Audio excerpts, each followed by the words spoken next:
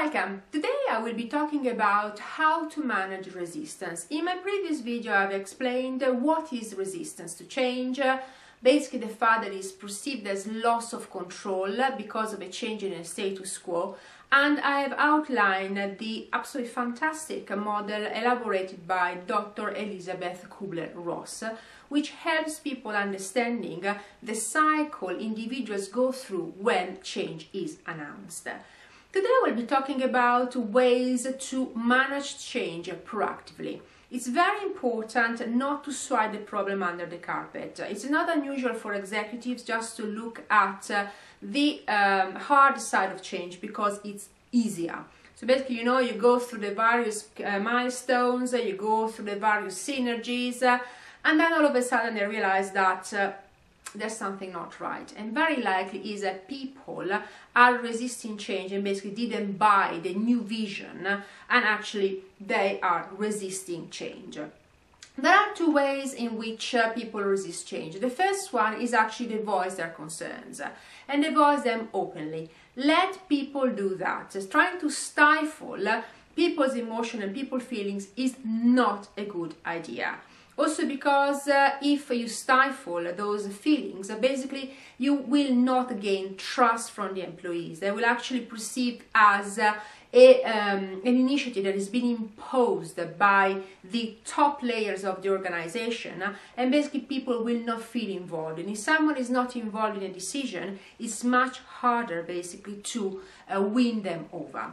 The problem you may have is with people that are very passive-aggressive. Passive-aggressive actually are those individuals that basically say that everything is fine, I'm perfectly okay with this change, not a problem at all. And then in reality, for example, they don't turn up to meetings, they do not, for example, comply with their duties within time frames, and there are always excuses. These are typical examples of a passive-aggressive behavior. So individuals that do not voice their concerns openly, but actually they voice their concerns with their actions. What you can do in order to get people voice their concerns? Well, there are different ways. So for example, you can organize meetings, you can organize focus groups. A lot of companies, for example, have hotlines. So for example, the employees can call these lines and actually talk about what they think about change. Do not disregard these elements. Of course, there will be the people that will resist change just because everything that goes against their own personal interest is seen as dangerous. But there will be actually situations whereby the employees will be extremely concerned about the future of the organization, but most of all, their own future. So if you do not get the buy-in from the employees that are going to implement the change is not going to be effective. It's also very important to allow people to grieve. In some cases, it's just the equivalent of a bereavement, and not everyone goes through the 5-step cycle that I discussed in the previous video at the same speed. Some people are capable of bouncing back quicker than others. Also, another element is always be honest.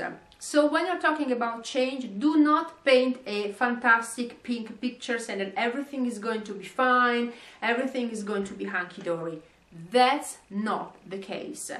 Every change management initiative, especially when it's more complex, is going to be difficult, and that's because it requires people to change their attitude, change their behavior. They will have basically to find that the company is going to help and support them, but just painting, a lovely, nice picture is not going to help, because as soon as some hurdles will come up, the employees basically will lose trust in the executive, saying, but you didn't say that it was going to be this hard. Of course, you have to find the balance, saying we will have to go through some hard times. So, for example, you will have to put in more effort, there is going to be more work, there is going to be, for example, we may actually have to reduce headcount, but the results for the company and for you are going to be A, B, C, and D. So basically, it's to tell them what is the reason why the company is going to change and the reason why they are requiring a certain kind of efforts from the employee. Never trying to paint a rosy picture. This is also when the quick wins come into play. We actually spoke about quick wins earlier, and actually they are very useful when you want to basically overcome resistance to change, because employees can see that the company is actually walking the talk. So basically the company is reaching milestones and basically is something that is going to happen, that is visible and actually that is relevant after a short period of time. So voicing concern, involving employees in decision when possible, having a two-way communications, I will talk about communications in later videos, are all very useful ways that you can implement in order to overcome resistance.